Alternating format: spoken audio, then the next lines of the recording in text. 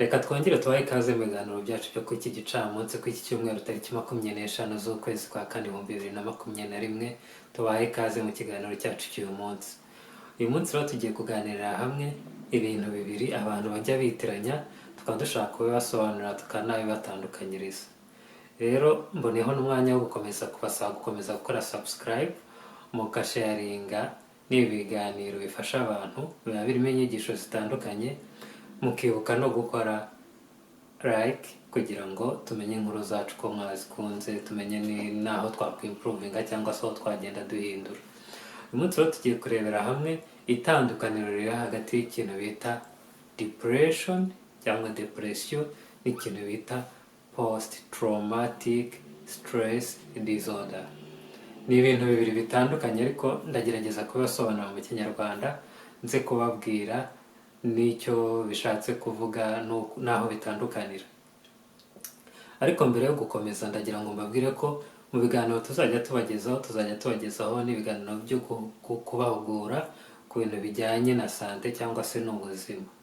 Aka kanya rero tukaba tugiye kurebera hamwe itandukaniro hagati y'ikintu bita depression. Depression ni agahinda gakabije, akaba n'icyo bita post traumatic stress disorder.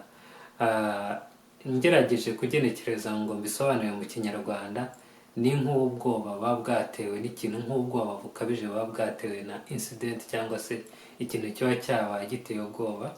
Naba nk'urugero wenda nka calamité naturelle cyangwa se ibintu by'ibiza cyangwa se accident, ukabona umuntu wapfiriye muri accident umureba, bigatuma ugira trauma cyangwa se bigatuma ugira ubwoba, aricyo bita post traumatic stress disorder. Ni ukuvuga ngo ni ibintu ujya wibuka byabayeho cyangwa se byabaye muri past, ubireba bikagutera ubwoba, ukongera ukagira trauma ubyibutse, nicyo bita post traumatic stress disorder. Naho rero depression ni ka gahinda gakabije umaranye igihe, ariko kaba katewe n'ibintu bitandukanye, ntabwo gaterwa n'ikintu kimwe, ni ibintu bigenda byiyakimiretinga se cyangwa ibintu bigenda byigerekeranya uko ugenda uhura n'ibibazo muri sosiyete mu buzima busanzwe, ugapfusha, ejo ukabura akazi, ejo bakakwirukana, ejo ukagira ikindi kibazo runaka. Ibyo bintu byose bikagenda bikwikubitaho nta gisubizo ubonera, bikazashyira bikavamo ikibazo, akaba ari n'icyo bita mental problem, aricyo bita depression. Ni nk'ikibazo cyo mu mutwe cyangwa se uburwayi bwo mu mutwe bugufata. Sinzi ukuntu nabisobanura mu Kinyarwanda, haba harimo amaterime wenda agoye, ariko ni ikibazo kiri mentale umuntu agira bitewe na events agenda anyuramo cyangwa se ibibazo agenda anyuramo bitabonerwa igisubizo. Icyo nicyo bita depression. Abantu benshi rero, burya hari abantu benshi bafite ikibazo cya depression, nubwo wenda wowe utahita ubimenya.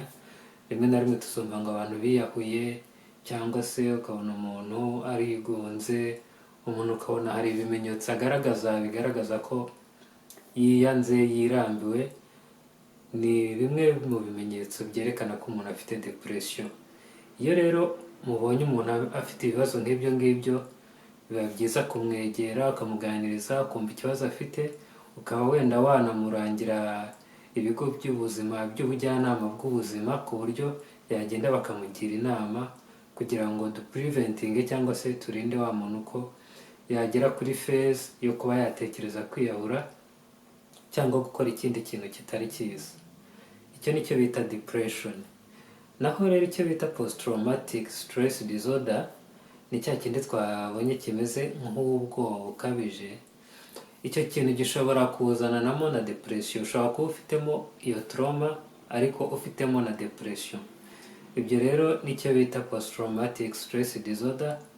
Icyo rero gikunda kubaho iyo wabonye nk'ibintu biteye ubwoba, tuvuge nk'abantu babonye jenoside, babonye ubwicanyi bwabaye muri jenoside yakorewe Abatutsi.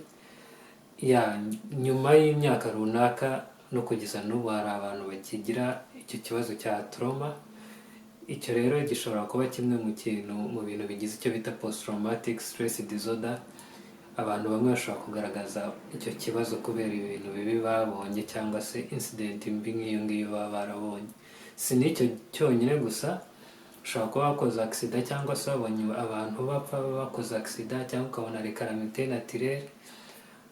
Ibyo byose bishobora gutuma ugira iyo trauma, ukajya ugira crise bitewe n'ikintu wabonye muri past, ikintu cyahise ariko kikajya gihora kiripitinga kubera ko wagize iyo trauma cyangwa se wabonye ibyo bintu.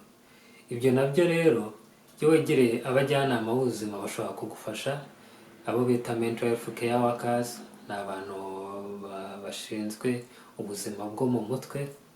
Uragenda ukabegera bakakugira inama, byaba ngombwa bakaguha imiti cyangwa se bakaguha counseling, bigatuma cya kibazo wari ufite kigabanuka.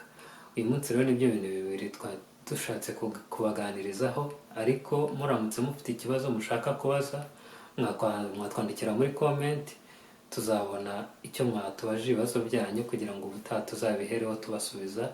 Tukaba tubashimiye ko mwabashije kudukurikirana, tubifurije igicamunsi cyiza. Murakoze, nakagaruka, mwari muri kumwe n'umukunzi wanyu Byiringiro Gad. Ciao ciao.